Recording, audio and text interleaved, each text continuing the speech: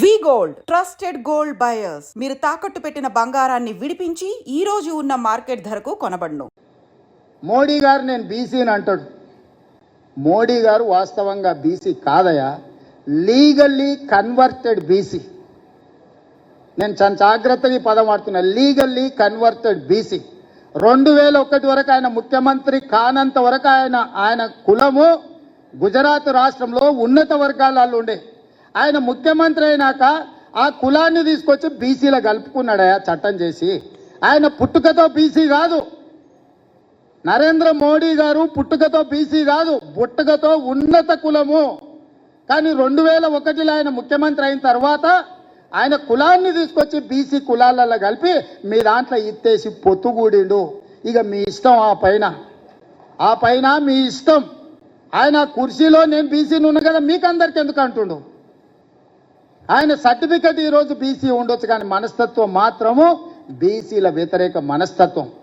BC ప్రధానమంత్రి అయితే 2021లో జనాభా లెక్కలు ఎందుకు చేయలేదు, జనాభా లెక్కలలో బీసీ కులాల లెక్కెందుకు తేల్చలేదు. ఇవాళ 2025లో బీసీ లెక్కలుగా మొత్తం జనాభా లెక్కలు కడతాం అంటుండు. నేను ఈ వేదిక మీద నుంచి డిమాండ్ చేస్తున్నా నరేంద్ర మోడీ గారిని, రేపు చేయబోయే జనాభా లెక్కలల్లో బీసీ కులాల జనాభాను కూడా జనాభా లెక్కలలోనే చేర్చి నీకు చిత్తశుద్ధి ఉంటే లెక్క కట్టు, లెక్క తేల్చు. ఇవాళ మేము చేసింది తప్పు అంటున్నారు కదా. తెలంగాణ రాష్ట్రంలో కూడా కేంద్ర ప్రభుత్వం కులగణన చేసేటప్పుడు, మొత్తం జనగణన చేసేటప్పుడు జనగణనలో కులగణన చెయ్యి, ఇల్లు తిరుగు లెక్కలు రాయి. ఆ లెక్క తీసుకొచ్చి ముందల పెట్టి కాంగ్రెస్ పార్టీ రాహుల్ గాంధీ గారు చేసిన లెక్క ఇది, నరేంద్ర మోడీ చేసిన లెక్క ఇది అని రెండింటిని పక్కన పెట్టి చూపించు. బలహీన వర్గాలది ఇప్పటి వరకు లెక్కనే చేయలేదు మిత్రమా. లెక్కలు ఎవరు కూడలేదు, లెక్క ఎవరు కట్టలేదు. లెక్క కట్టండి లెక్కలు తీసుకొచ్చి చూపించి ఈ లెక్క ఇట్లుంది, ఈ లెక్క తప్పు ఉంది అని అంటే ఇక మరి చదువుకున్న మా బలహీన వర్గాల మేధావులు ఆలోచన చేయాలి, ఆ జాతికి నాయకత్వం వహించే వాళ్ళు చేయాలి. మోడీ గారు ఓసీ నుంచి బీసీకి మారారు, ఇప్పుడు మనిషి పుట్టేమంటే కూ అని పేరు పెడతాను వల్ల నువ్వు బీసీ, నువ్వు ఎస్సీ ఎస్టీ అని పెడతావు అదల్లా, నువ్వు ఓసీ అని పెడతారు అదల్లా. పుట్టుకతోనే కాదంటే మరి రేవంత్ గారు పుట్టుకతోనే పేరు పెట్టేటప్పుడు అవి పేరు పెట్టారా, బీసీ ఎస్సీ ఎస్టీ ఓసీ అని పెట్టిరా. కాబట్టి ఒక ముఖ్యమంత్రి స్థాయిలో మాట్లాడే సందర్భంలో ఒక ప్రైమ్ మినిస్టర్ మీద మాట్లాడితే దేశవ్యాప్తంగా సంచలనం జరుగుతుందని చెప్పి, సంచలనం ఉంటుందని చెప్పి ఆ దిశతో మాట్లాడడం మంచి పద్ధతి కాదు.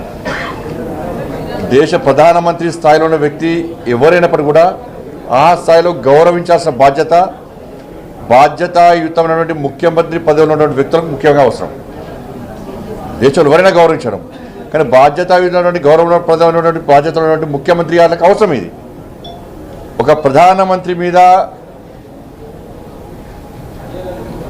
అవాకులు చవాకులు విసిరే ముందు ఆలోచించుకోవాల్సిన అవసరం ఉంది. ఇది రేవంత్ గారి విజ్ఞతగా వదిలేస్తున్నాం మేము. ఇవాళ 1994లో గుజరాత్లో అప్పుడు మీరు టీడీపీలో ఉన్నారు కావచ్చు పాపం, అప్పుడు మీరు టీడీపీలో ఉన్నారు, ఇప్పుడు కాంగ్రెస్లో ఉన్నారు.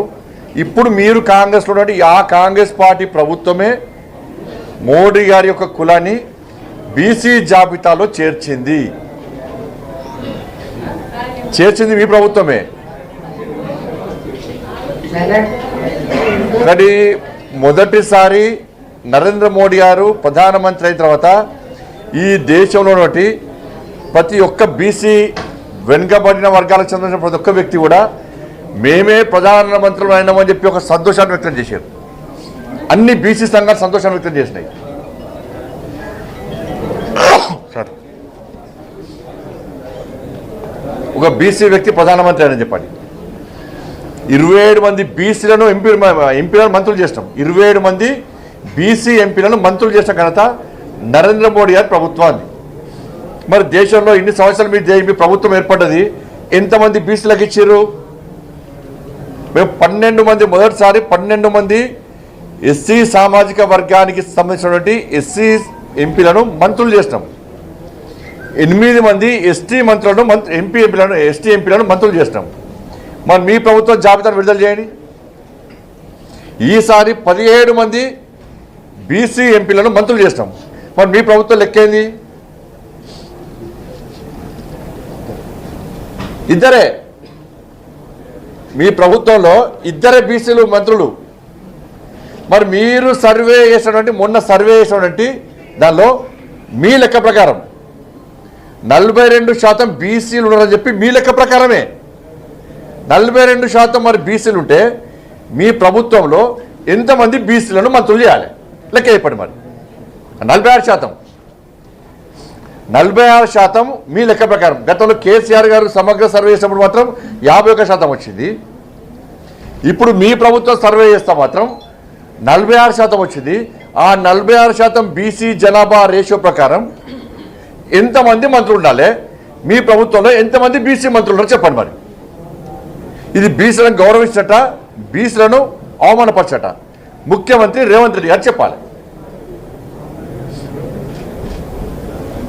ఉత్తరప్రదేశ్ ఎన్నికల సందర్భంగా ఉత్తరప్రదేశ్లో ఉన్నటువంటి అన్ని జాతులు బీసీ సంబంధం అన్ని జాతులు ఒకటై ప్రధానమంత్రిగా బీసీ కానీ గెలిపించాలి. ఈ దేశంలో అగ్రవర్ణాల్లో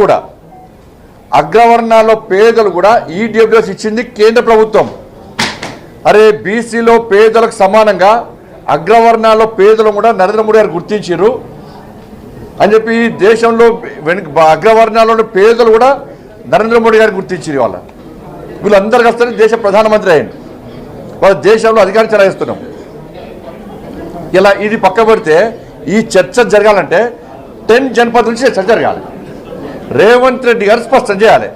మీ ఆది నాయకుడు రాహుల్ గాంధీ గారు ఏ కులానికి సంబంధించిన వ్యక్తి, ఏ మతానికి సంబంధించిన వ్యక్తి, ఏ దేశానికి సంబంధించిన వ్యక్తి, ఆయన బీసీయా, ఎస్సీయా, ఎస్టీయా, ఫార్వర్డ్ క్యాస్టా స్పష్టం చేయండి. మీరు వాళ్ళ నాన్న ఫిరోజ్ ఖాన్ గాంధీ, వాళ్ళ తాత రాహుల్ గాంధీ గారి తాత ఫిరోజ్ ఖాన్ గాంధీ, వాళ్ళ అమ్మ ఆయన ముస్లిం, వాళ్ళ అమ్మ సోనియా గాంధీ క్రైస్తవురాలు, దాంతోపాటు ఇటలీ దేశస్తురాలు.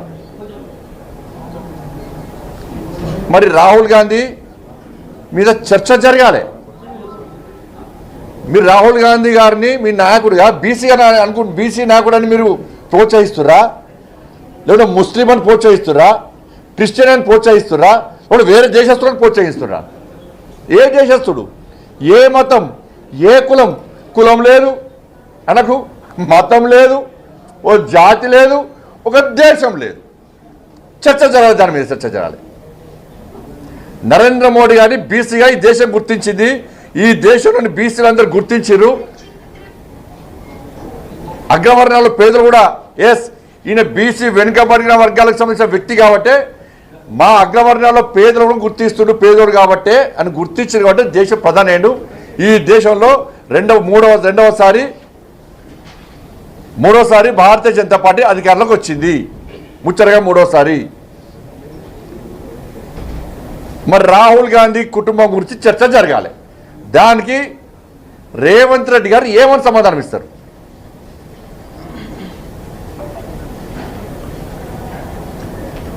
కొరువుతో తల కొట్టుకోవడానికి ఇదే. మీరు 6 గ్యారెంటీల గురించి మాట్లాడుంది అంటే నేను మళ్ళీ చెప్తున్నా. మరి దీని మీద ఎమ్మెల్సీ ఎన్నికలు జరుగుతున్నాయి, 3 ఎమ్మెల్సీ ఎన్నికలు జరుగుతున్నాయి.